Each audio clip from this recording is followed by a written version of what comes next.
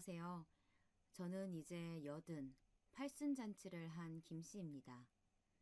저는 경상남도 상주 시골에서 자랐습니다. 국민학교 다니는 것만으로도 어른들에게 부담이 되었던 시절, 장녀인 저는 국민학교도 겨우 졸업했습니다. 농사일로 늘 바쁘신 부모님을 대신해 3명의 동생을 엄마처럼 키웠죠.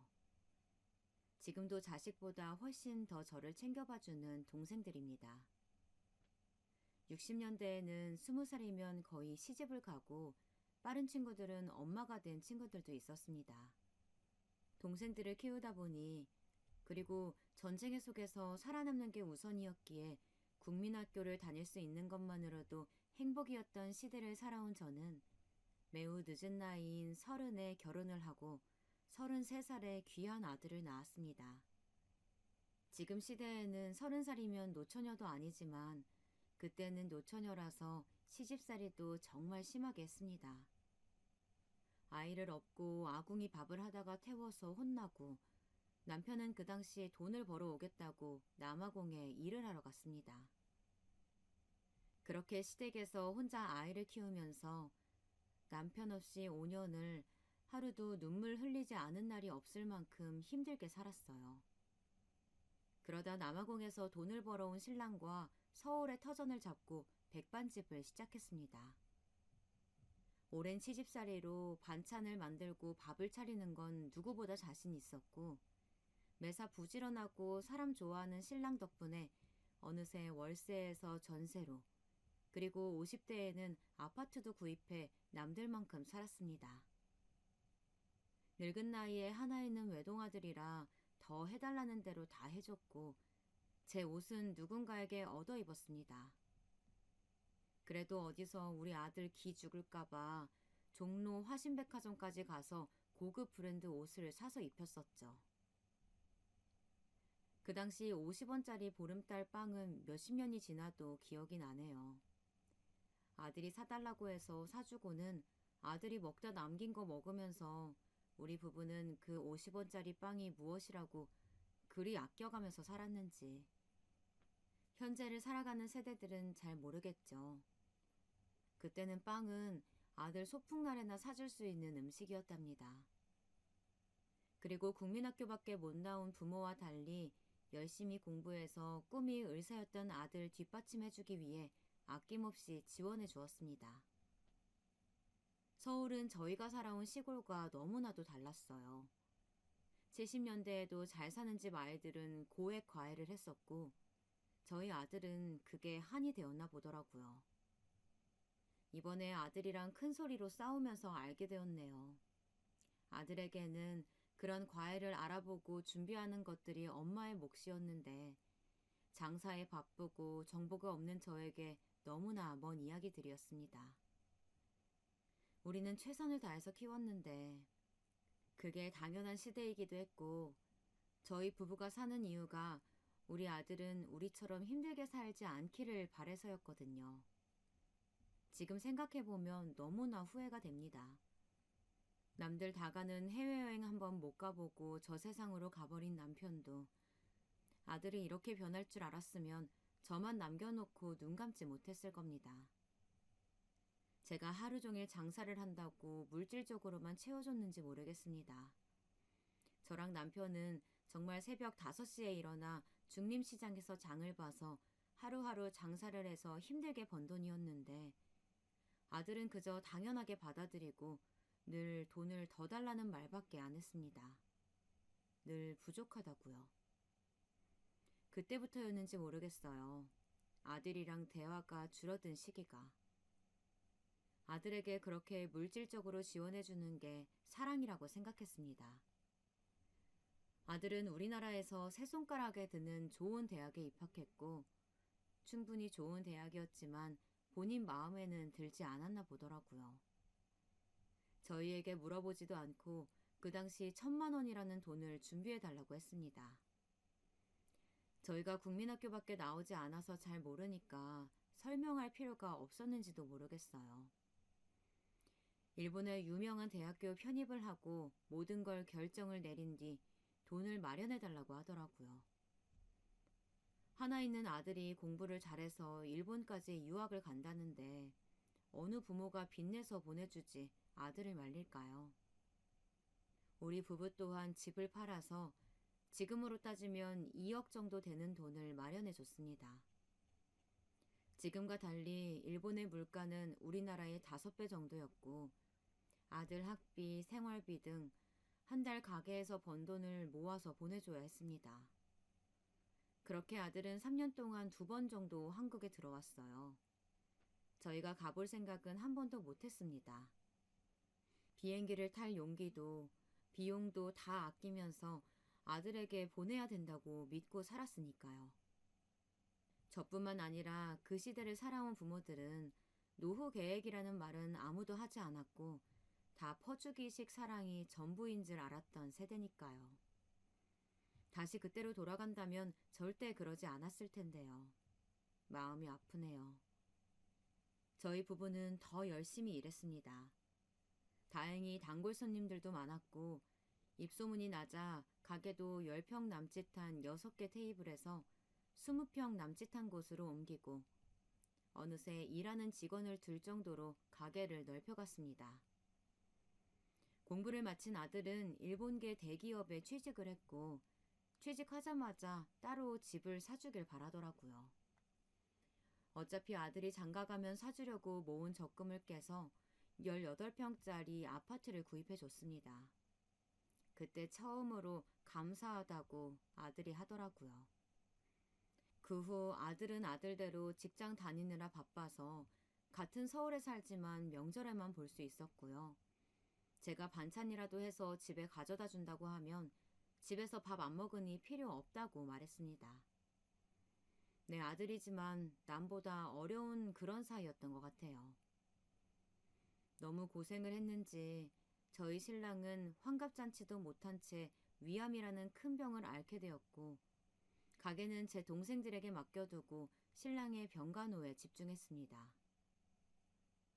여보, 내가 말년에 이렇게 아파서 또 당신을 힘들게 하네. 이제라도 장사 접고 남은 돈으로 당신은 여행도 좀 다니고 즐겁게 살다 오시오. 그리고 아들이랑 사이좋은 모자관계 만들어 봐요. 우리가 너무 돈에 얽매서 살았는지 지금 생각해보니 후회되는 인생이구려.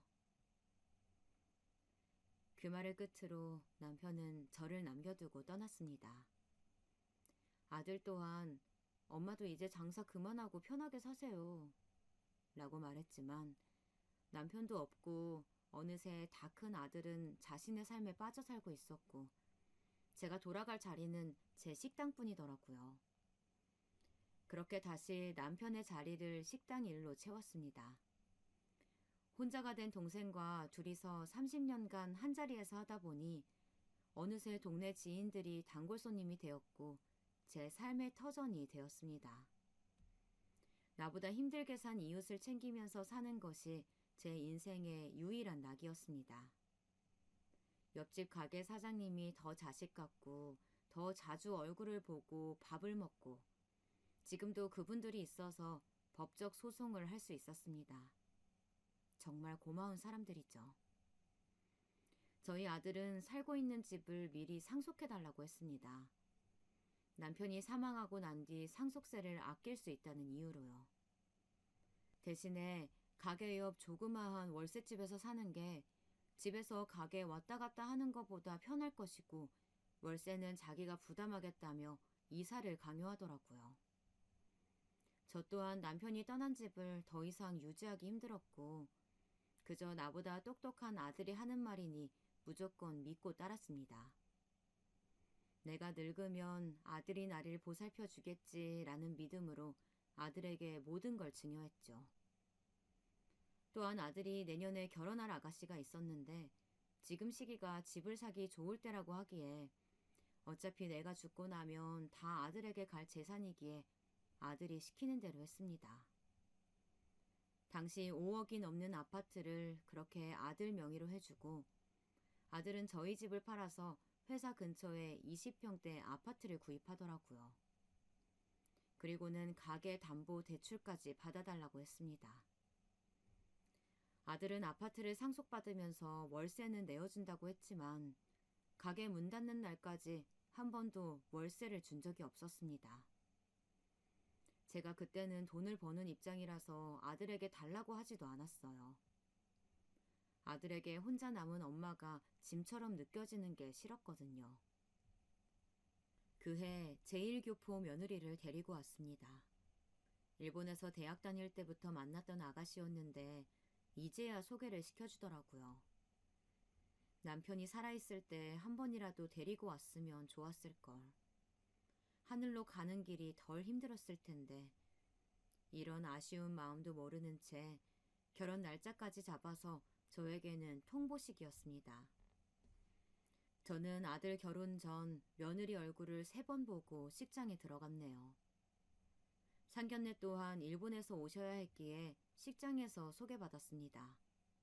말도 잘 통하지 않고 아들 말로는 며느리 친가 쪽 부모님이 대학 교수님이시라고 하니 괜히 내가 말 한마디 잘못했다가 우리 아들에게 피해가 갈까봐 걱정이 되더라고요. 그렇게 아들을 장가 보내고 첫 제삿날이 다가왔습니다. 아들, 아버지 첫 제삿날인데 그날은 하루 회사 쉴 수 있겠어? 이모들이랑 오실 건데 며느리도 데리고 오렴. 엄마가 미리 준비는 해놓을 텐데 그래도 며느리가 들어왔으니까 조금은 와서 도와주면 좋겠어. 어머니, 저희 히로미는 그런 거 할 줄 몰라요. 이 사람도 귀하게 자라서 한국식 문화도 잘 모르고 음식은 엄마가 늘 하던 거니까 엄마가 준비해 주세요. 음식 준비하고 제사하는 것도 익숙치 않을 텐데 저희는 제사 시작할 때 가겠습니다. 하고 전화를 끊었습니다. 그래도 아버지 첫 제사인데 일찍 올 줄 알았어요. 아무리 일본 국적의 며느리이지만 한국에서 산 지 3년 정도 되었다고 했으니 아들은 제사하는 9시 10분 전 며느리랑 같이 왔습니다. 간단하게 인사를 하고 절을 하고 모든 친인척들의 눈치를 받은 아들은 한숨을 쉬면서 밥만 먹고 일어나서 나가더라고요. 음식을 싸준다는 저의 말에 어머니, 이 사람이 너무 불편해해서 다음 제사 때는 저 혼자 올게요. 어머니도 제사 음식 차리기 힘들면 이모 불러다 하세요. 아니면 어머니도 조금만 하세요. 어머니도 장사하느라 바쁘신데 간단하게 하실 거면 저희 집에서 정말 국과 나물만 해서 해요. 저랑 남편이 어떻게 키운 아들인데 이렇게 서운한 말을 할까요? 여러분은 이런 서운한 마음이 드는 저를 이해할 수 있으시죠? 몇십 년 동안 제사를 지내다가 힘들어서 그만하면 좋겠다고 이야기가 나오면 이해합니다. 하지만 첫 제사부터 그렇게 말하는 아들을 보니 정말 그날 밤새 울었습니다. 아들 부부는 아이가 안 생기는 건지 일부러 낳지 않는 건지 괜히 며느리에게 스트레스 줄까봐 아이 문제 한번 얘기한 적 없었습니다. 저는 매해 명절마다 손자 손녀를 기다렸는데 알고 보니 아들 내외는 딩크 부부라고 아이 없이 자기들 삶을 즐기는 부부라고 하더라고요. 아기라도 있으면 그 핑계대고 아들 얼굴을 더 볼 수 있지 않을까 생각했는데 조금 더 아들이랑 가까워질 수 있을까 생각했는데 그것도 제 복이 아닌가 봅니다. 지금 생각해보면 정말 간단하게 인사만 하는 남보다 못한 사이였네요. 그렇게 10년이라는 세월 동안 아들 내외는 명절 그리고 제사 때는 아들 혼자 와서 봤습니다. 어느새 제 나이도 75이 넘어가고 오랜 가게일로 인해 허리 디스크 수술을 하고 유방암까지 걸려서 도저히 장사를 더 이상 할 수 없겠더라고요. 어머니, 이제 장사 그만두시면 저희 집에서 요양하세요. 어차피 이제 허리 아프셔서 오래 서 있으시면 안 되고 유방암 수술로 왼쪽 팔은 올리기도 힘드시죠? 가게 뺀 돈으로 주택 구입하려고요. 어머니도 답답한 아파트보다는 마당 있는 주택이 더 좋으실 거라고 생각해요. 가게 정리하시고 돈은 저에게 입금해 주세요. 일산 쪽에 주택단지에 투자금해서 살 생각이에요. 얼른 가게 정리하시고 연락 주세요. 좋은 매물 있을 때 구매해야 돼요. 근처 대학병원도 있으니까 병원 다니시는 것도 걱정 안 하셔도 됩니다. 아들이 그렇게 말해주니 내심 고마웠습니다. 허리디스크 수술과 연달은 유방암 수술로 몸도 마음도 많이 지쳐 있었거든요.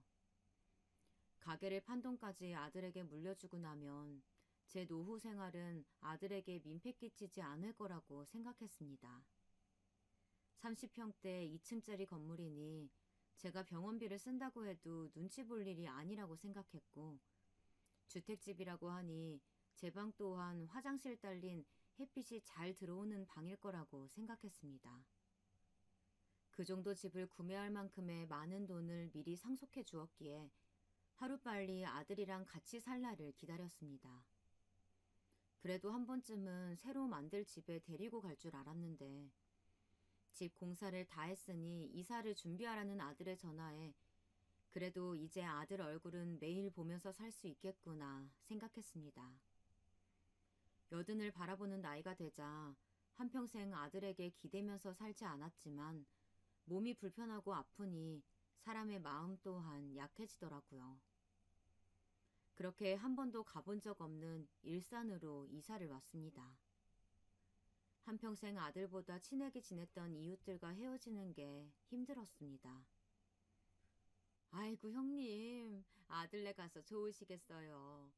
형님이 해준 청국장이랑 이제 못 먹어서 서운하네요. 자주 연락해요. 이제 우리가 보면 얼마나 더 보면서 살겠어요. 병원 올 때 연락하면 같이 밥이나 먹어요. 20년 동안 형님이 있어서 힘들 때마다 너무나 감사했어요. 한 곳에서 오래 장사를 했던 옆집 사장님이 저의 제일 친한 친구이자 자식 같은 존재였습니다. 허리디스크로 가게에서 주저앉았을 때 누구보다 저를 잘 챙겨주었던 동네 사람들을 생각하니 눈물이 나오더라고요. 유방암 수술하고 병원에 통원할 때도 택시를 불러주고, 병원 가는 날인지 아닌지 카톡으로 연락 오는 것들도 다 알려준 사람들이 바로 제 이웃들이었습니다. 아들은 제가 늘 옆집 사장님이나 이웃들에게 음식을 해서 나눠주는 것이 돈 아까운 짓이라고 했지만, 누구보다 내가 한 음식을 맛있다고 해주고 감사히 여겨주는데 저에게는 그게 삶의 낙 중 하나였습니다.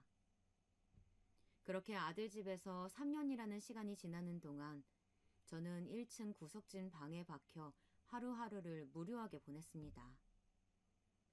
음식하는 걸 좋아하는 제가 부엌에 들어가서 음식을 하고 있으면 냄새난다고 싫어하는 며느리, 아침을 안 먹는 아들과 며느리 식사 시간과 하루 3번 약을 먹어야 하기 때문에 정해진 시간에 밥을 차려 먹어야 하는 저와의 생활 패턴은 맞지 않았고, 그걸로 인해 아들은 더 불편한 기색을 표하더라고요.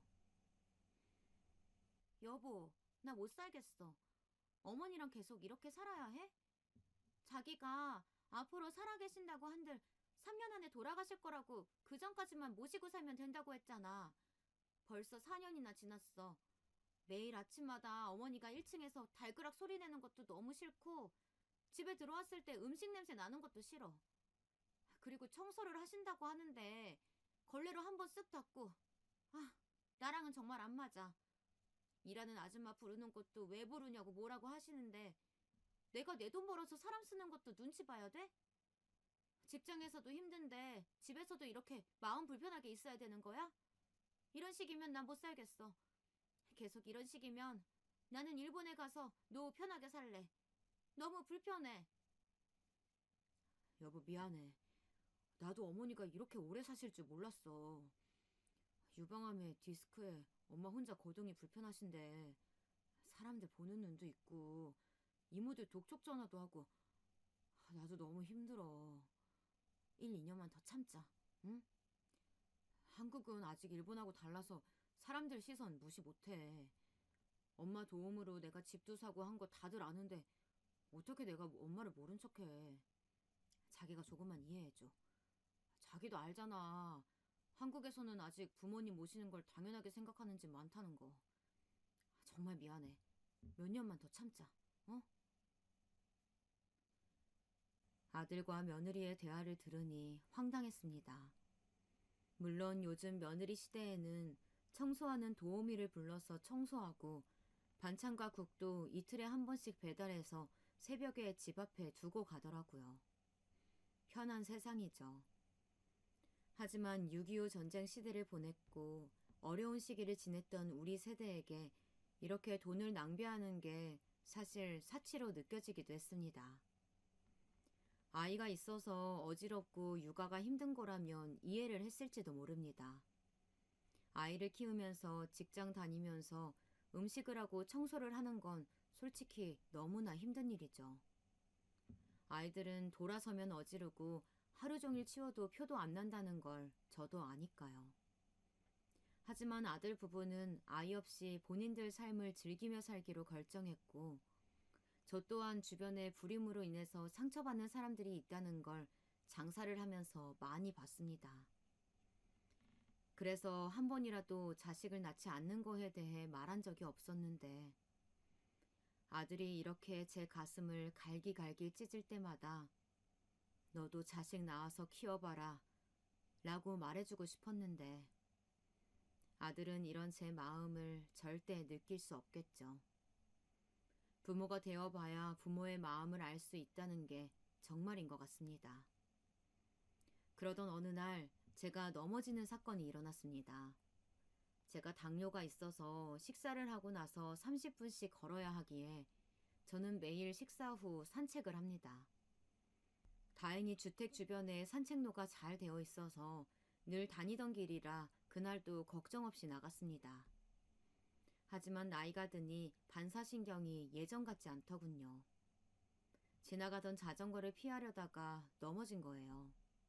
도저히 일어날 수가 없어 아들에게 전화하니 119 불러서 병원에 가서 계시면 퇴근하고 모시러 오겠다고 합니다.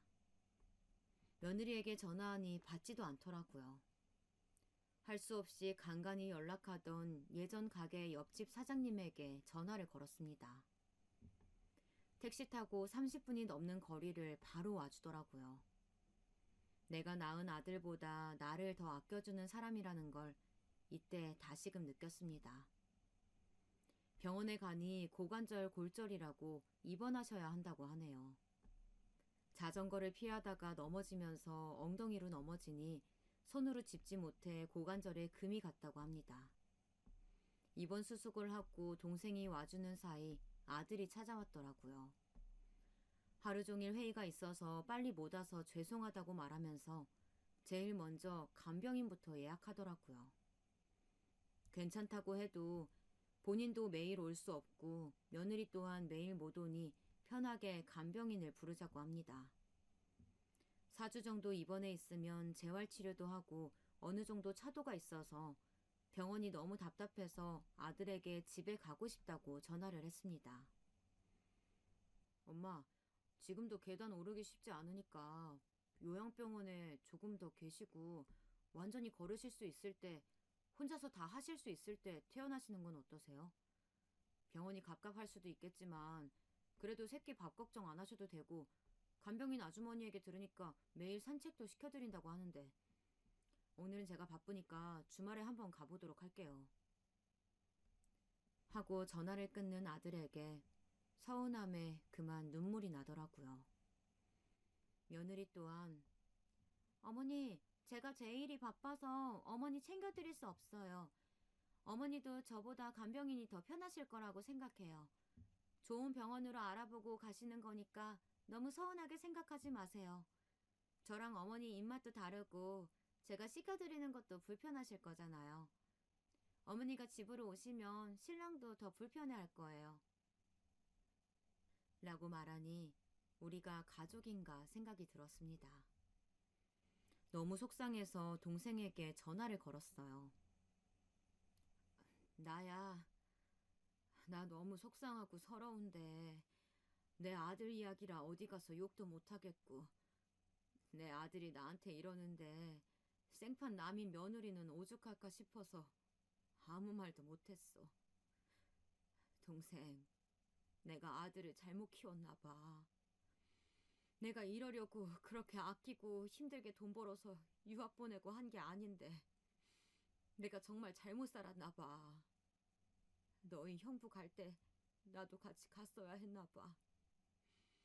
무슨 부귀영화를 더 누리려고 이렇게 혼자 살아남아서 이렇게 살아야 하니.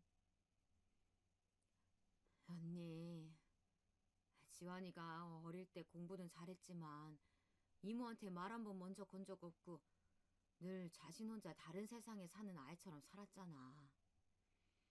우리 아들도 늘 그렇게 살더니 본인 아이 낳고 나니 이제야 부모 마음을 아는 건지 철이 좀 들었어.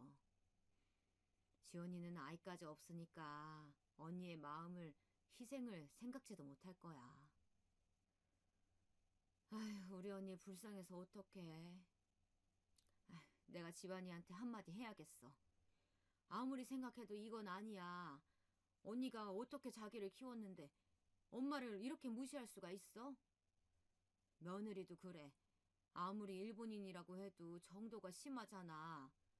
배운 자식이면 뭐해? 돈 많은 집안 자식이면 이렇게 시엄마 무시해도 되는 거야? 나 대신 화를 내주는 동생과 통화하니 조금은 마음이 풀렸습니다.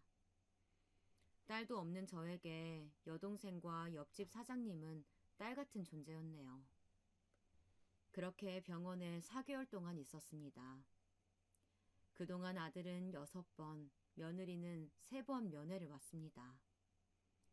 같은 병실 사람들도 저는 자식도 없는 노인이라고 생각했을 만큼 와서 물 한 잔 마시지 않고 앉아있다가 갔습니다. 간병인 분 또한 마지막 날 제 손을 붙잡고 말하더라고요. 집에 가서도 이렇게 잘 챙겨주지 않으면 힘들면 전화하세요. 제가 한 번은 도와드리러 갈게요. 할 만큼 아들 내외는 병원비를 낸다는 이유로 본인 도리를 다 한 것 같이 말했습니다. 4개월 만에 집에 오니 제 방을 청소 한번 하지 않은 채 있더라고요. 적어도 4개월이나 방을 비웠으면 물걸레질 한번 할 만도 하고 미리 온다는 것도 알고 있었을 텐데 참 야속한 아들 내외입니다. 방을 정리하고 다시 제 삶을 찾아가니 어느새 팔순이라는 나이가 되었네요. 어머니, 팔순잔치는 하셔야죠. 칠순잔치도 일하신다고 이모랑 제주도 가신 게 다시니까 이번에는 팔순잔치는 한정식집 예약해 놓을게요. 주말에는 저랑 한복 한 벌 하러 가요. 하는 겁니다. 여행을 가도 늘 둘이서 가는 아들이고 한 번도 저에게 어디를 같이 가자고 하는 아들이 아니라서 아들이랑 어디를 간다는 게 좋더라고요. 그게 다 아들의 마지막 선물인 줄도 모르고 설레어 했습니다. 일주일 후 결혼식 이후 처음으로 새 한복을 맞춰 입고 팔순잔치를 했습니다. 아들이 반대했지만 옆집 사장님 내외와 그 동네 단골 분들을 초대했어요. 하루하루 만나서 웃고 살았던 이들이야말로 저에게 가장 큰 인연들이었습니다. 저에게는 누구보다 제 삶을 지켜준 이들이었으니까요. 아들은 끝까지 왜 그렇게 사냐, 저를 한심하다 생각했지만 아들에게 끝까지 초대해야 한다고 말했습니다. 아마 제 인생 중 아들 의견에 반대한 거는 이때가 처음인 것 같네요. 그렇게 제가 아끼는 사람들을 모아서 사진을 찍고 팔순잔치를 했습니다. 그날 저녁 하루 종일 피곤한데 잠이 오지 않더라고요. 먼저 간 내 남편도 그립고 남은 내 인생을 생각하니 가슴이 답답했습니다. 그러다 잠시 부엌에 나갔는데 아들 부부가 또 말싸움을 하더라고요. 여보, 나는 이제 할 만큼 다 했어. 어머니 팔순잔치만 해드리면 요양원 보낸다면서 재산 상속도 다 끝났고 내일 당장 요양원 가시라고 남편이 말씀드려. 그리고 우리 일본으로 가는 건 어떻게 할 거야? 엄마 아빠가 기다리는 거 알잖아. 어머니 시설 좋은 요양원에 보내드리고 1년에 한두 번 와서 찾아뵙고 그렇게 하기로 5년 전부터 나랑 이야기 끝난 거 아니었어? 맞아. 나도 우리 엄마가 이렇게 오래 사실 거라 생각도 못 했는데 몇 년간 모시고 살았으니까 나도 자식으로 할 도리는 다 했다고 봐. 그래도 오늘 팔순잔치 했는데 지금 당장 나가시라고 하는 건 조금 그렇지. 엄마한테는 내가 이달 안에 말씀드릴게. 그리고 올해까지는 모시고 내년에 우리 일본 들어가면서 집 처분하고 요양원에 모시자. 그때 되면 나도 일본 지사장으로 승진할 수 있을 거야. 그것 때문에 이사님 비에 맞춰가면서 효자 흉내 내면서 지금 이 자리까지 왔는데 가야지. 내 꿈인데. 그리고 엄마도 아무 말 없이 따르실 거야. 어차피 지금도 거의 혼자 사시는 거나 마찬가지인데. 이 집 팔고 그때 본 온천 옆에 아파트에 살자. 엄마가 반대하셔서 강아지도 못 키웠는데 이제 우리도 우리 하고 싶은 대로 하고 살자. 나도 더 이상 한국에 미련 없어. 아, 회사 생활도 지긋지긋하고 일본에서 좀 편하게 살고 싶네. 요즘은 요양병원도 잘 되어 있고 5년씩 선납금 하면 할인도 해준대. 어머니가 5년 정도는 더 사실 것 같으니까 그 돈 빼고 주식 투자하고 이 집 팔고 차 팔고 하면 우리 사는 게 문제는 없을 것 같아. 설마 5년 이상 더 사시는 건 아니겠지? 병원은 나도 같이 알아볼게. 그래도 어머니가 그 사람들한테 잘하셨나 봐. 생각보다 다들 돈을 많이 넣으셨네? 이모들도 늘 못 사신다고 들어서 어머니한테 돈만 빌리는 줄 알았는데 100만 원씩 하셨어? 그러게. 우리 이모들이 웬일이래. 엄마가 어렸을 때부터 키워주셨으니까 이 정도는 해야지. 밥값 계산하고도 생각보다 많이 남았네. 예전 식당 사람들까지 불러서 솔직히 밥값 많이 나올까봐 걱정했는데 이 사람들도 양심은 있네. 엄마가 반찬도 공짜로 주고 돈도 빌려주고 했었는데 이럴 때 엄마한테 갚아야지. 이 돈은 주식에 다시 투자하면 되겠다. 생각보다 현금이 많이 들어와서 다행이야. 아들이 일본으로 이민할 생각을 하고 있었다는 것도 처음 듣는 이야기였지만 내 손님들을 이렇게 취급하는 아들의 인성도 아직 혼자서 밥도 차려 먹고 거동이 불편한 것도 아닌데 요양병원에 보낸다니 그것도 제 의사는 물어보지도 않고 너무나 기가 차서 말이 안 나왔습니다. 이런 불효자식이 있나 하면서 2층으로 올라가려다 이렇게 살면 안 되겠다 생각이 들었습니다. 이렇게 내 삶을 다 바쳐서 키운 대가가 요양원이라니요. 삼시세끼 밥을 차려달라는 것도 아니고 아들 부부 내외에게 피해 안 주고자 아침에 최대한 늦게 방문을 열고 나갔고 아들 내외가 말이 없이 여행을 가서 몇 날 며칠 집에 들어오지 않아도 혼자서도 잘 살았습니다. 몇 년이라는 시간 동안 같이 아침을 먹은 적이 없었고 그나마 아들 내외가 반찬 배달한 거 그리고 제가 해먹은 것들은 제가 가진 돈으로 샀습니다. 아들 내외가 뻔히 아침 점심 안 먹는 걸 아는데 장을 같이 보러 가자는 것도 눈치 보여서 혼자서 가서 사왔습니다. 그런데 치매가 온 것도 아니고 제 다리로 못 걷는 것도 아닌데 그렇게 쉽게 짐처럼 버리듯이 요양원에 보낸다고 하니 용서할 수가 없었습니다. 다음 날 아침 저는 옆집 사장님께 이 사실을 알렸습니다. 내 자식이라 너무나 부끄러웠지만 나보다 어리고 주변에 아는 사람이 많아서 어떻게 도움을 받을 수 있을지 알아봐 줄 수 있을 것 같아 울면서 부탁을 했습니다. 어디서부터 시작해야 할지 너무나 깜깜했어요. 하늘도 참 무심하다 생각도 했습니다. 그냥 이대로 나가서 죽어버릴까 생각도 수천 번 했습니다. 100원 한 푼도 허투루 쓴 적이 없고 내가 할 수 있는 모든 것을 해주면서 키웠습니다.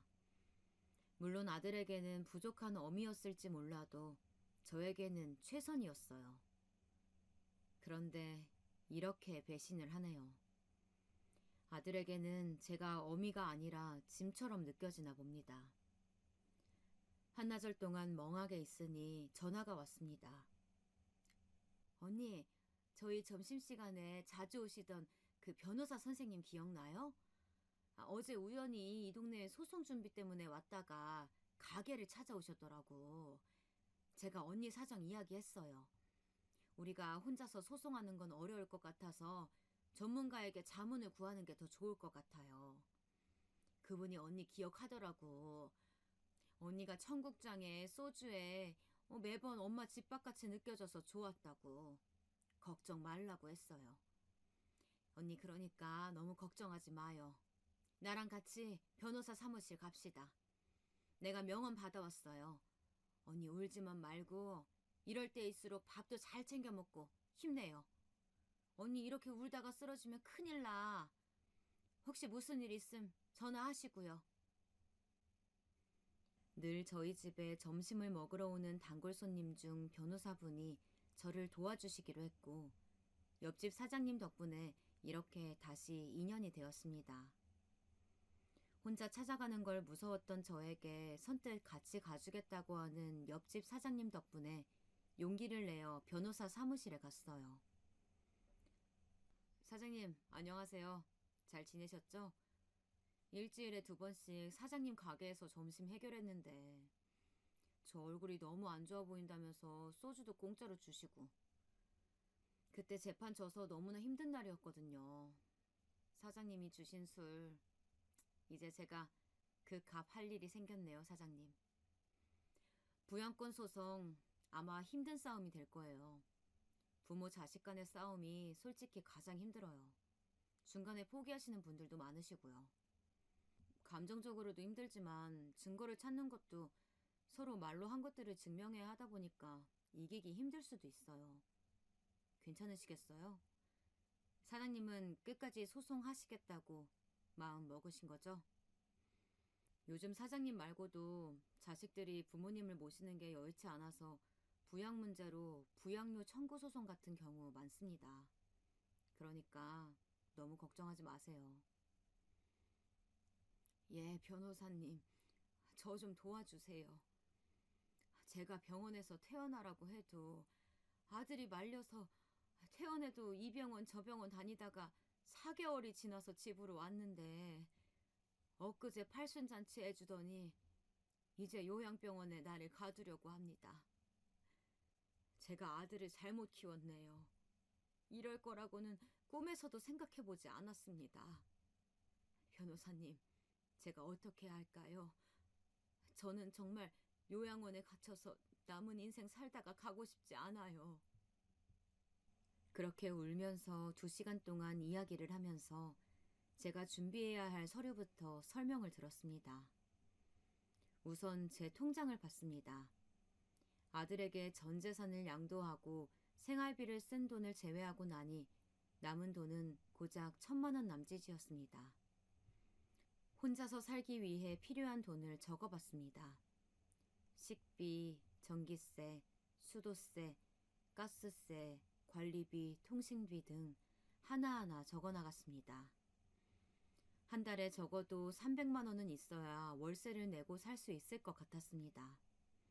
예전처럼 1,000원짜리 한 장 아껴가면서 살고 싶지는 않았어요. 제가 열심히 모은 돈, 제가 사랑하는 사람들에게 베풀면서 살고 싶다는 생각을 했습니다. 부양비로 집을 받아야 하나 고민도 했어요. 동생이랑 같이 사는 것도 몇십 년째 살았던 이전 동네로 이사도 하고 싶었습니다. 너무나 부끄럽지만 동생에게도 전화를 걸어 이틀간 있었던 모든 일을 이야기했습니다. 동생아, 내가 지금 이런 상황이야. 나 혼자서 살기엔 언니가 너무 늙었어. 오늘 변호사 선생님이랑 이야기하는데 잘 모르겠더라. 다행히 옆집 사장님이 도움을 주시긴 했지만 내가 몸만 늙은 줄 알았더니 머리도 늙었나 봐. 언니 좀 도와줄래? 언니에게 힘이 좀 되어줄래? 하니 울면서 바로 동생이 대답했어요. 언니야, 내가 갈게. 내가 가서 언니 옆에 있을게. 우리 언니 한평생 고생만 했는데 정말 남들한테 잘못 한 번 하지 않고 싫은 소리 한 번 안 하면서 착하게 살았는데 우리 언니 불쌍해서 어떡해. 하면서 대성통곡하는 동생을 보니 그래도 아직 내 옆에는 동생도 남이지만 더 가족 같은 옆집 사장님도 나를 생각해주는 사람들이 있다는 사실에 감사했습니다. 안녕하세요, 사장님. 오늘은 동생분이랑 오셨네요. 사건을 준비해봤는데요. 예전에는 자식이 나이 든 부모를 모시는 게 당연시 됐지만 사실 지금은 결혼 자체도 잘 안 하고 아이를 안 낳는 사람들도 많은 게 현실이에요. 우리나라 민법상으로도 부부 사이 그리고 부모 자식 간의 부양의 의무가 규정이 되어 있고요. 사장님처럼 효도하기로 한 아들이 미리 재산을 증여받아 놓고 그 의무를 다하지 않았을 경우 엄연한 불법행위로 볼 수 있어요. 부양육 청구 소송은 자식으로서의 의무를 저버리는 행위이며 또 효도를 하지 않았기에 이에 대해서 소송을 거는 건데 그에 맞게 합당한 근거가 있어야 됩니다. 사실 이러한 근거가 되는 증거를 수집하는 과정이 어려워서 중간에 포기하시는 분들도 많으세요. 변호사 선생님, 저희 언니가 진짜 가게부터 예전에 형부랑 살던 아파트 다 상속해줬습니다. 아마 그 돈만 해도 30억이 넘을 거예요. 그뿐인가요? 가게 권리금부터 그렇게 전부 다 증여를 해줬더니 이렇게 막무가내로 언니를 요양병원에 보낼 생각을 하다니요. 물론 아들놈이 대기업에 다녀서 본인이 모은 돈도 있죠. 지금 사는 주택이 20억인데 다 언니 돈으로 지은 집인데 아들 명의로 되어 있어요. 언니가 지금 가진 돈은 1,000만 원 정도고요. 솔직히 너무 괘씸해서 꼭 이 소송으로 이기고 싶네요. 우선 아들 회사에 송장 보내고 이런 나쁜 불효막심한 놈이라는 걸 알리고 싶어요. 이제라도 우리 언니 좀 편하게 살 수 있게 도와주세요. 아휴, 정말 하늘도 무심하지. 변호사님, 꼭 이겨서 그 아들놈 혼 좀 내주세요. 저보다 더 화가 난 동생은 인터넷으로 알아봤더라고요. 그렇게 저랑 제 동생 그리고 변호사 선생님이랑 소송 준비를 시작했습니다. 주말 저녁 아들이 같이 저녁을 먹자고 하더라고요. 아, 이제 올 게 왔구나 싶었어요. 마음을 단단히 먹었습니다. 절대 눈물 절절 흘리면서 불쌍한 엄마처럼 보이고 싶지 않았으니까요. 너에게 의지해야만 하는 늙은이가 아니라는 걸 보여주고 싶었습니다. 변호사를 만난 이후 매일매일 밤마다 울면서 저 세상 간 남편을 원망했죠. 왜 혼자 가서 나만 이런 꼴을 보게 하냐고. 원망하면서도 신에게도 80년 동안 내가 무엇을 그렇게 잘못했기에 이런 지독한 벌을 내리시냐며 제 얼굴이 날이 갈수록 수척한데 아들 내외 부부는 매일 무엇이 그렇게 즐거운지 웃음소리가 끊이지 않더라고요. 배신감에 치를 떨었습니다. 죽기 직전까지 아들에게 민폐 끼치지 않는 부모가 되는 게 인생 목표였는데 이제 제 인생 목표는 내 인생을 찾는 것입니다. 적어도 아들에게 앞으로 내 삶이 남은 기간 동안 살아갈 부양비를 받아야 했고 아들이 진심으로 사과하길 바랬습니다. 부모 자식 간의 싸움을 오래 끌고 싶지 않았어요.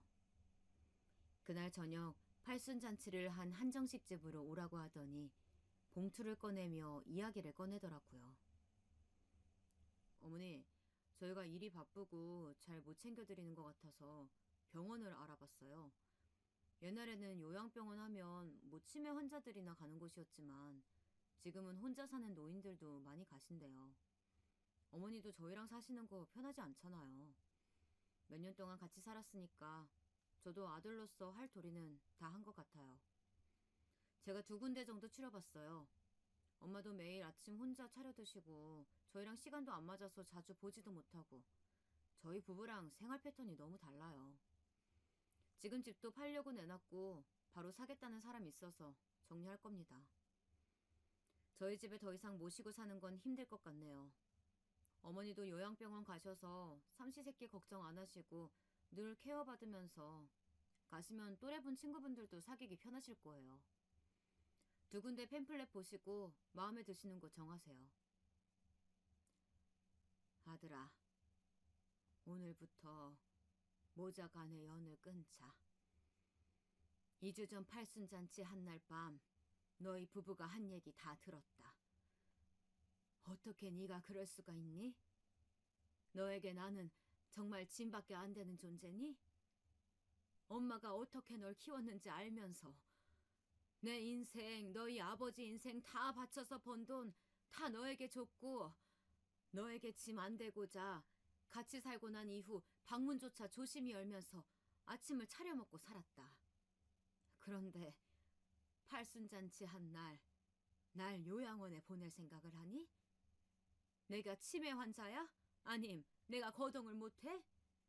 너희가 언제 내 밥 한 번 직접 차려준 적 있어? 내가 다 알아서 해먹고 살았는데 언제는 내 식사 신경이나 쓴 적 있니? 하면서 울분을 토했습니다. 그러자 아들이 제 인생의 오점이 바로 부모님입니다. 돈으로 해주셨다고요? 매일 남들보다 더 열심히 살았던 건 부모님뿐만이 아니에요. 저 또한 가난이라는 지긋지긋한 굴레 벗어나고자 열심히 했어요. 나보다 성적 나쁜 애가 의대 갔을 때 얼마나 비참했는지 아세요? 겨우 준비해서 일본 유학 갔다 왔지만 사실 거기서도 돈은 늘 모자랐고 다른 친구들은 여행이다 하면서 올 때 죽어라 공부만 했습니다. 그런 저를 사람처럼 챙겨준 게 지금 아내고요. 처음부터 자식은 안 낳을 생각이었습니다.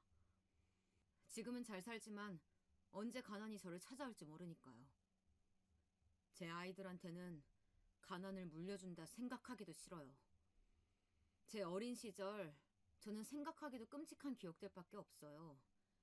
부모님이라고는 매일 밤에 얼굴 잠시 보는 게 끝이고 가게에 바빠서 상담 한번 제대로 오신 적도 없으면서 이제 와서 가족 타령하시는 건가요? 처가살이 네, 하고 있습니다. 그리고 잘 사는 집 자식과 결혼하고 싶었습니다. 제가 주식으로 돈 잃었을 때 갚아주신 거 저희 장인어른이셨어요. 잘 사는 집 자식처럼 저도 그렇게 살고 싶어요. 그래요. 말 나온 김에 솔직하게 말씀드릴게요. 어머니만 안 계셨으면 벌써 10년 전에 일본으로 갔을 겁니다. 아버지 돌아가시고 바로 가고 싶었으나 어머니가 계시니까. 그리고 가려고 또 마음먹을 때마다 어머니가 아프시더라고요. 저 또한 참고 참은 거예요. 그럼 제 인생은요? 저 더 이상 한국에서 회사 다니기도 싫고 승진에 목숨 걸면서 살고 싶은 생각도 없어요. 일본에서 이제 편하게 살고 싶은데 그게 뭐가 그렇게 잘못된 건가요?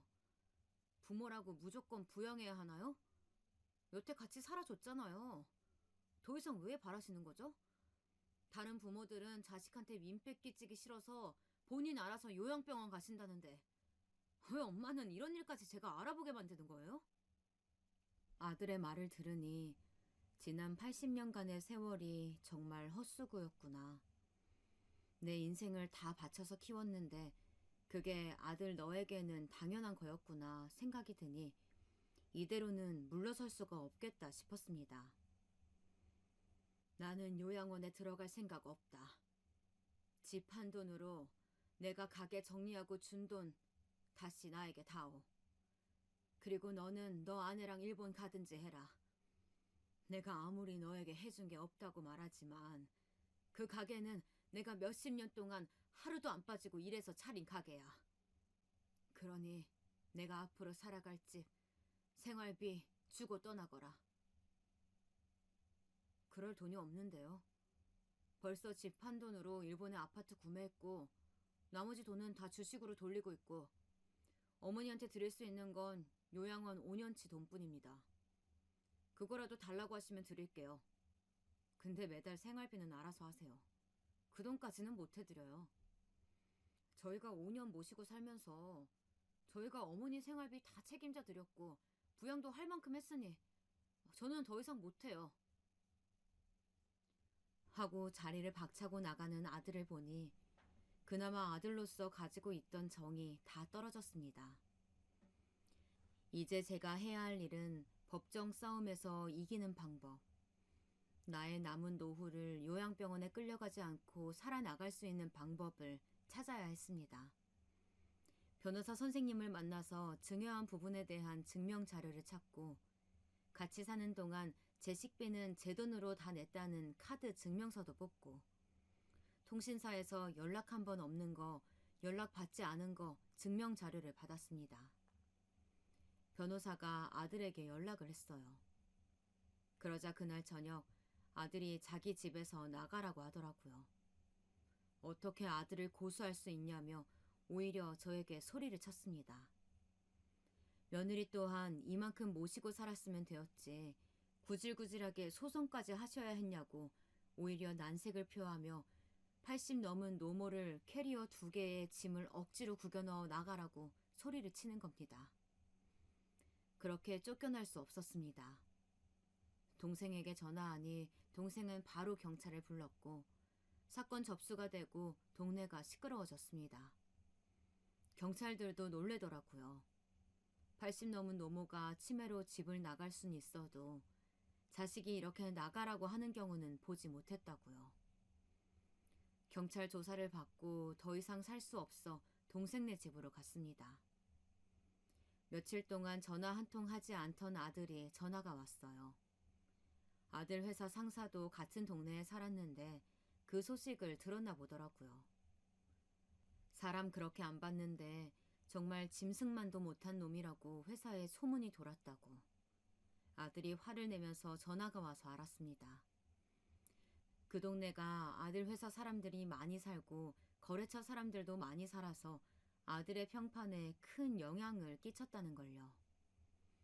아직도 자신을 잘못보다는 자신의 회사에서 안 좋은 소문이 들리는 게 더 부끄럽다고 생각하는 아들을 보니 우리 모자의 연은 여기가 끝인가 보다 생각했습니다. 소송을 준비하면서 아들 내외 또한 변호사를 선임했습니다. 저희의 경찰 사건으로 인해서인지 아들은 부끄러워서 회사를 더 다닐 수가 없어서 생각보다 일찍 불명예로 퇴직을 했습니다. 그렇게 어미보다 소중하게 생각하던 회사인데 아들에게 미안하기보다는 상황이 이런데 엄마 잘못했어 말 한마디 안 하는 아들이 더 괘씸했습니다. 며느리 또한 마찬가지였어요. 하루는 술에 취한 아들이 전화가 왔더라고요. 도대체 일을 왜 이렇게까지 복잡하게 만드는 건데요? 엄마도 요양원에 있으면 편하잖아. 그리고 우리끼리 싸울 문제 왜 경찰을 개입시켜서 일을 이렇게 꼬이게 만들어요? 내가 회사에서 어떤 말 들은 줄 알아? 호로 자식이래. 사람들이 손가락질 한다고. 내가 얼마나 회사에서 승진하려고 아득바득 살았는데 일본 지사장 자리 따낼 수 있었는데 매일 늦게까지 일하고 모두 다 다음 승진은 나라고 승승장구하는 내 인생에 왜 돌을 던지는데? 엄마가 뭐 해줬는데? 왜 내 인생을 망치는 건데? 다 필요 없고 얼마 주면 돼요? 에? 돈 달라고 지금 나한테 쇼하는 거잖아. 엄마 덕분에 며느리도 친구들 사이에서 나쁜 년이라고 불리면서 손가락질 받고 있어. 이게 엄마가 원하는 거야? 엄마 덕분에 이제 도망치듯 일본에 가야겠네. 이혼하자고 하는데 엄마 때문에 내 인생은 망했어. 엄마가 내 인생을 쓰레기로 만들었다고. 다시는 보지 말자. 이제 엄마 아들은 없어. 하면서 소리치는 아들. 정말 이게 사람이 맞을까요? 시간은 소송 준비를 하다 보니 금방 지나가더라고요. 소송을 진행하면서 어느새 아들은 엄마라고 부르는 대신 최말자 씨라고 제 이름을 부르더라고요. 변호사님 또한 부양가족 소송을 가면 부모와 자식 사이가 아니라 남남으로 되어가는 소송이라 이기는 사람, 지는 사람 모두 마음 불편한 재판이라고 하더라고요. 아무래도 가족 간에 발생하는 일인 만큼 당사자인 저도 힘들었고 그걸 지켜보는 동생도 힘들어했습니다.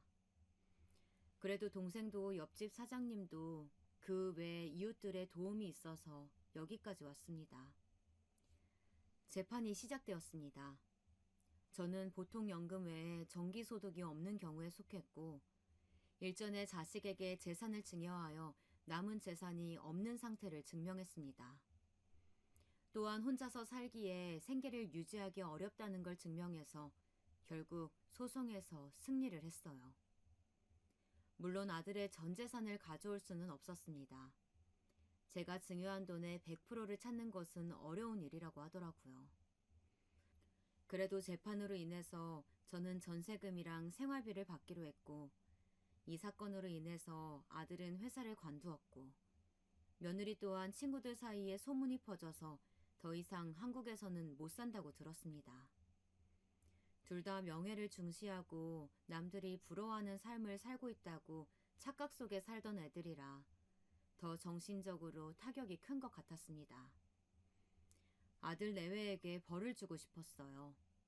아무것도 못하는 뒷방 늙은이가 아니라 자신의 권리를 찾고 싶었고 80년 인생의 대가라고 생각하니 재판이 끝나자 뿌듯한 마음도 들었습니다. 요즘은 저희 집뿐만 아니라 고령화 시대로 가면서 저처럼 부양료 청구 소송이 많다고 합니다. 이걸 전문으로 하는 변호사 팀까지 있는 거 보니 저처럼 마음고생하는 어미들이 많구나 싶으면서도 다들 자식을 믿고 재산을 증여했는데 어떻게 그럴 수가 있는 건지, 이 세상이 얼마나 각박해졌으면 하는 생각과 이제부터라도 잘 살아야지라는 생각이 들었습니다. 너무 막막하고 과연 잘 해낼 수 있을까 고민하시는 분들 많으실 겁니다. 무엇 하나 확신할 수 없는 상황이지만 그래도 힘을 내서 포기하지 않았기에 지금 동생이랑 즐겁게 살고 있습니다. 이 글을 보시는 제 나이 또래 분이 계신다면 증여를 할 때에는 꼭 효도각서, 법적으로 효력이 있는 각서를 받으시길 바랍니다. 우리 아들은 그런 나쁜 놈이 아니다 라고 믿고 계시다면 저처럼 피눈물 나는 날이 올 수도 있습니다. 미리 변호사와 만나서 상담을 받아보세요.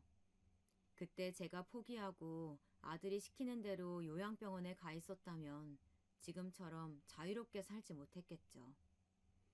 이제는 저도 10년도 남지 않을 제 인생 봉사하면서 동생과 여행도 다니면서 살아야겠습니다.